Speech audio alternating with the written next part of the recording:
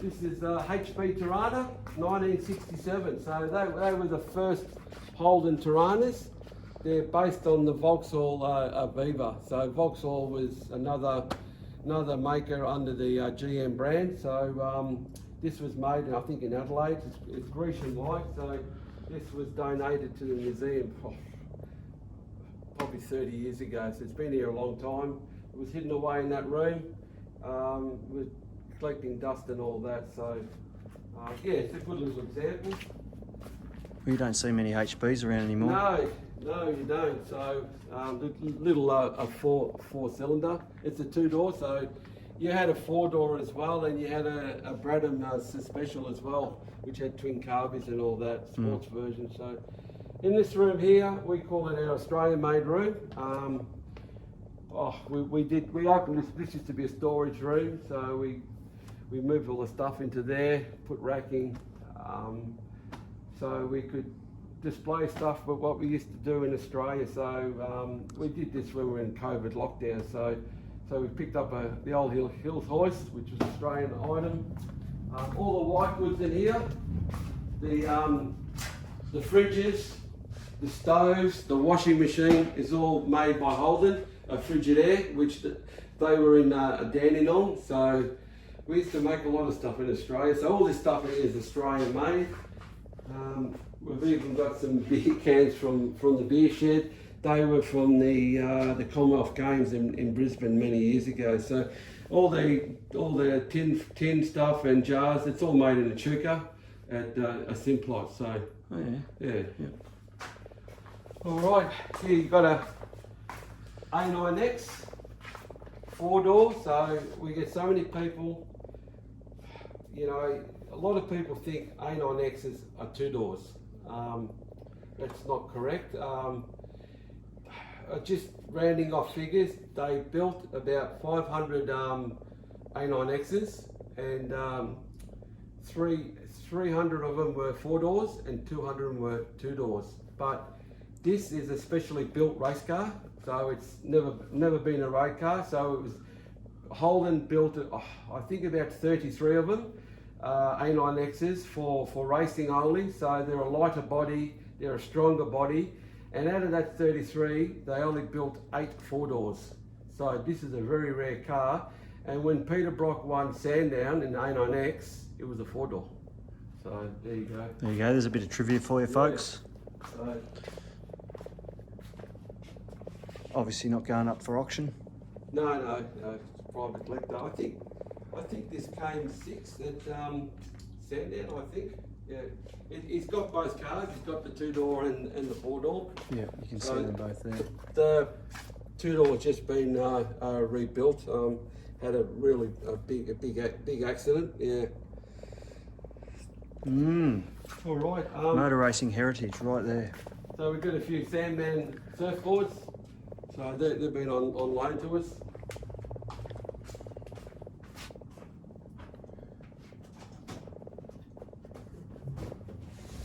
What's happened? Gricey's fallen over, has he? Yeah, happens sometimes.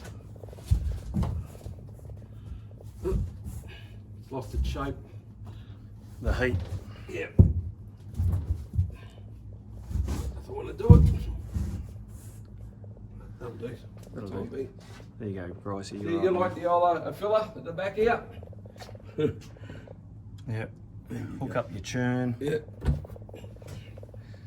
So this is a very original car. It's very original. Can't see in there, I don't think. It's Seats are in held it. together. It's held together well. So when these were racing, they were basically what the old days. I went on Sunday by on Monday, so they were a production car, and that's why they got seats in the back. So they had to have all the seats. Are like HJ Kingswood. It's owned by Shane Jacobson. Kenny himself. Yeah, Kenny, yeah, that's right. It was in the movie Charlie and Boots, I think 2008. It was filmed, and some of it was filmed in Echuca. And a little bit in the movie, Shane Jacobson, or Kenny, if you want to say, and Paul Hogan, or Crocodile Dundee, they drive past in the movie, and Coates goes, "Oh, Holden is here." So they spin around. and they come in here. So this has been on loan to us for a while. So Shane Jacobs is a good bloke. I can vouch for that. How you see him on TV, he's like that in real life, and he loves cars. You start talking about cars, you can't stop him. He loves his cars. Yep. Yeah, nice car, isn't it? He told us an interesting story. He was in town, I think November. He was doing one show. The Shire got him up here, and he talked a bit about himself and life and all that. And he mentioned about the movie and all that. And I heard the story a few times. I've heard it before. And anyway, I was sitting in the audience, and he talked a little bit Holden Museum too. And he said when they were filming this, they had to do like a long shot, and the sun had to be a certain, Height in the sky. height and distance and all that. So they were driving down the street, and there's only two sets of lights on High Street. Anyway, so Kenny and Crocodile Dundee say, so Hogs and Shane Jacobs, they pull up at the set of lights, right? And Shane goes, well, you pull up a set of lights, you got your window down, you say good day next door. Anyway, there was a lady next door and a husband, anyway. And she's turned around and she's looked again, and Hogs goes, yeah, good day. And she's going to her husband, Dougie, there's Crocodile Dundee and Kenny next door. Anyway, the lights changed and they took off. And then Shane said, I never knew a name. All we knew was Dougie. Anyway, after the show, there was question time, and a lady put her hand up, and she said, yes, that is true. They are my in-laws, right? And yes, his name was Dougie, and her mother-in-law, I think, was Dorothy, I think, by memory, and she passed away. And she said, till the day she passed away, her husband never believed her. Never believed her. So he's vouched for it in the crowd. Hopefully the husband was in the crowd. So, They'll all get that vouch now. So, So what's the Statesman? Statesman, it's a prototype by Holden, still owned by GM. It's HJ, so what are we talking about, 1974. Very unusual. It's lived in the museum all its life. I still remember this at Bayswater Museum. Yeah. So Holden actually didn't even know where it was. So when we took over the business, we kind of said, oh, this is not on our records. So You could have claimed it. yeah, but we're not like that. No, It's 100%. got square headlights. Yep. It looks like a Vauxhall light, so we didn't use square headlights. Grill's a bit different. The pinstripes on the side are different. Yeah, all different. So they were experimenting with luxury. It's a 308. It's a bit untidy on this there. They drill, they put things in. It's got air horns and a whole lot of stuff. But if you go to the back, I'll let you go back to Scotty. It's got the back window is Cadillac back window. That's right. Even the raised boot lid. So they didn't do it in this model, but later on, that's where they got the idea from. You got Cadillac tail lights. That's right. Yeah, so it's an unusual car. Little badges. Yeah. Yep. I was a little partial to this model because I had one myself, and I absolutely love the shape because of the rear quarter panels and the tail lights. So this has only done about, I think, 271 k's. That's all it's done. 271. Yeah. So yeah. Crazy. So because they didn't have a Caprice in this model, so they only had Statesman and DeVille. So Yeah. Did we want to go back over to the Prem? Yeah, we'll go Brett was in there. I really appreciate your time for this, Tony. No It's definitely something that most people don't get that opportunity for. Yeah, well, I won't get to do it much longer. So, all right, we've got a X2 HR. This is a 1966 model. Some people asked us the questions. Oh, we thought they had twin carbies. So, the X2 in the HD had twin carbies. It was a 179, and the air filter and the oil cap were silver. On the HR, they were gold. and it was a 186. But in 1967, they dropped the X2 and they went to 186S. Yes, that's right. And also you could get an option of a 4-speed Opel 4-speed in it. So yeah, so this is an old resto. The guy's had it for nearly 40 years, so he doesn't drive it, he just puts it from museum to museum. So yeah. Beautiful car. Yeah. It's a bit strange how Holden did things. This I think is the South Australian X2, so there's no way of verifying it because they didn't put any codes, but Melbourne did. Melbourne put, where are we? They put, in the insert, they would put a code there. See, this has got, there's nothing in there because it's an Adelaide car. We had a HD X2 here, it was a Melbourne one, and it had the codes, and then that Holden black book has all the codes. So those numbers will tell you if it's got disc brakes, it's an X2 and all that. So yeah. Oh, I was thinking along the lines that I know that Holden were very sloppy with their record keeping and they had no interest in the history of their brand.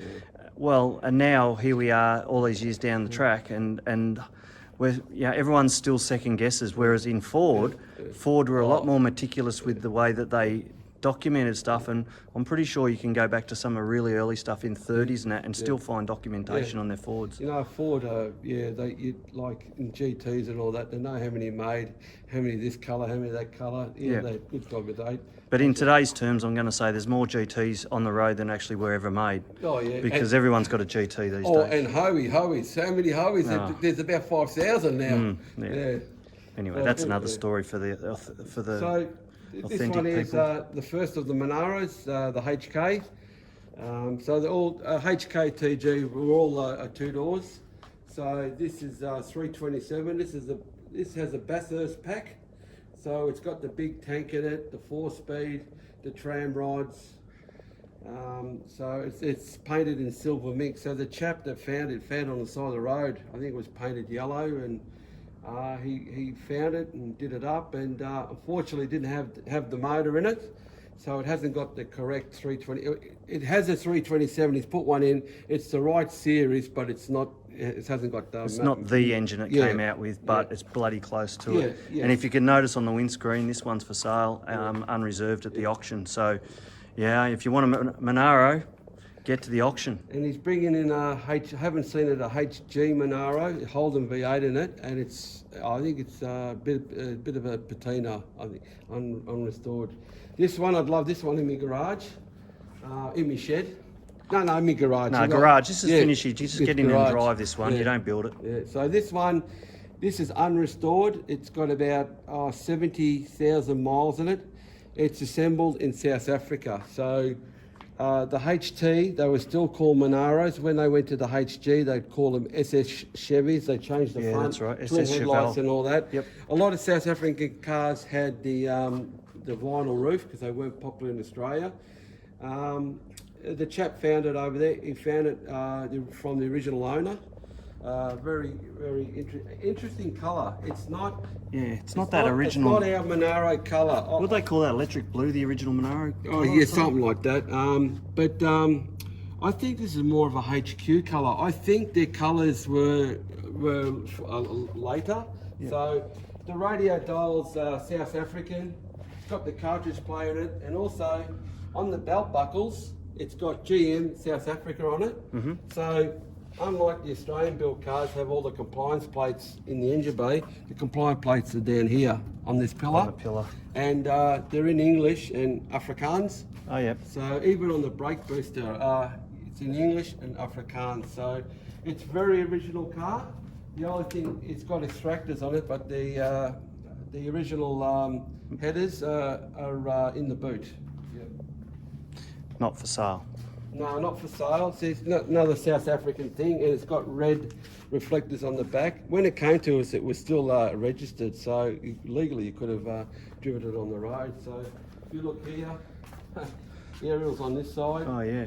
So the original owner, he took it to Kalami, which is the racetrack in South Africa, and he broke the record 4 times, the 100 mile an hour, over 100 mile an hour. The quickest time he did was 119.99 miles an hour. Can you imagine that? Yeah. It would be like this, you know. Yeah. Yeah, but it's very, very original. So I don't know how the hell they end up building a Bathurst 350 over there. HT over there. So yeah, very rare. Here we've got a HG Brome hamburger with a lot. So it's got all the bells and whistles on it. So Holden hastily brought out the Brome because the Ford had brought out the Fairlane, and Holden didn't have anything to compete against the Fairlane. So Holden hastily put Brome together. So they had 3 models, the HK, T and G. So the G was the last, and then they brought out the Statesman. So they kind of cheated with the Brome. They're the same size interior, they just extended the boot. The quarter panel. Yeah, so if you ever pull up the mat in the boot, you can see where the section's been welted in. Yeah. So this car, for a 1970 model, it's Trimatic, 308, power windows, air conditioning. Can you see the switches on the door T-bar trims? auto. Yeah, T-bar auto is massive in this sort of age of car, isn't it? Yeah, it's got all the bells and whistles on it. Very nice. Again, I'm not overly, myself personally, I'm not overly fond of a Brome, but for the history behind the car and the shape, I love a Prem, but basically they are a Prem with an extended tail, rear quarter and change of tail lights. Yeah. Here we've got a very interesting car. LJ Tirana. It's had a guy the other day, some Tirana guy. Oh, why? He said that Tirana he got on display. Why does it say 1971? They came out in 1972. I said, well, that's correct. This is a pilot car. This is build number 1. So it was released in 71, but the actual cars were released in 72. So this is the car they did all the advertising on. Holden were, well, tight asses, I suppose. They used the same car. That's a GDR. So in the picture here, it's a GDR. In the picture here, it's the same car, same picture. They advertised it as an XU1. What they did in those days, they didn't have Photoshop. They did cut and paste. So they blacked it out, put that there. The jacket, see the jacket? Well, I think in the background, that's Colin Bond over there. You can actually see that GDR there. Yeah. If we can camera on that. It's still there, It's yeah. actually been, it's shopped on there that bad that it looks like it's nearly part of the headlight. Yeah, but it's been taken out here. They blackened it out there. Yeah. And they also used this car to get the CAMS license so they could race them. So it's a genuine thing. It's well used. It's a guinea pig. Yeah, basically. The owner's not scared to drive it. He's from New South Wales. He drove it down here. He took it out last year. He took it to South Australia Bay to Birdwood. So it was actually sold when Holden finished with it. Just other thing, the GDRs have badges on the top of the door trims. These ones were taken off, obviously, when they did this and never put back on, and you can see the indentation of the GDR. So when Holden finished with it, it was sold just down the road, 20 minutes, half an hour down the road at Kyabram Holden dealership. So that was sold there new. When the chap was here last time, he took it for a bit of a drive, did a few things to it, flushed the radiator, new battery. He said, oh, I'm going to take it down to Kyabram. I've never been there before. So where it came from, I said, hang on, I know someone. So I made a phone call, a chap I know there who knew the original owner. So they met up and he took him to the house. I mean, the original owner's passed away, but took him to the house where it come from, so he took some pictures and all that. So I had some people in the other day that knew the original owner as well. So Yeah, very interesting. So they made model cars from it. You know, the coin collection. So it's the car. Yeah. Yeah, right. Crazy. This one's another interesting car, another LJ. But this is kind of the other way around. This was badged as a GDR. It was a police car, a police chaser in New South Wales. So the police, the story goes, didn't want the public to know that they're driving around in XU1s. So they thought it was just a GDR. So that was badged as a GDR. And when it was finished, its life as a police car, because they only have them for a couple of years or so, it became a race car. So it's a historic race car. So it's all its history as a race car, and its CAMS logbooks is XU1.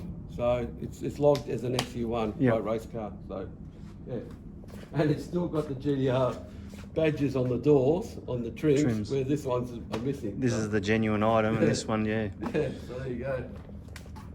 Yeah. Great story with this car. Tirana LH Barbados green. Pretty wild good colours in those days. Yeah, for sure. The lady that owns it, she saw an ad, her and her co-worker, I think was in Braybrook, I think, near Footscray. Tirana for sale, mock-up or something, 253. Anyway, so she went and had a look. In 1975 she bought it, and in those days I don't think they were, the salespeople didn't really check numbers too much and all that. So she went and had a look at it. Anyway, she wanted to buy the car. He tried to talk her out of it, saying it's not a woman's car and all that. So she bought the car. Anyway, took it home, and it's a genuine SLR 5000. It's a 308, not a 253. The engine has never been touched. So I think what threw him, because some people think, because you could get an SLR, which a lot of them were 4.2 litre, or you could get a 6-cylinder one, which I still don't understand, because a G-Pack Tirana was like an SLR, but a 6-cylinder version. So some people think SLR 5000s had flares. No, they were optional extra. Only the L34 had flares, or the A9X, they all had flares. So it was an optional extra. And when they had the flares, they had the big black stripe down the side and all that. So all she's done to it was repainted and fixed up some of the trim. So trim's grouse. Yeah. She got the original trim. So it's put another 0 on this car. Yeah. That's a win, isn't it? Yeah, big time. She painted the bumpers, but that's her choice, you know. Yeah. Yeah. Clean car. Yeah. So.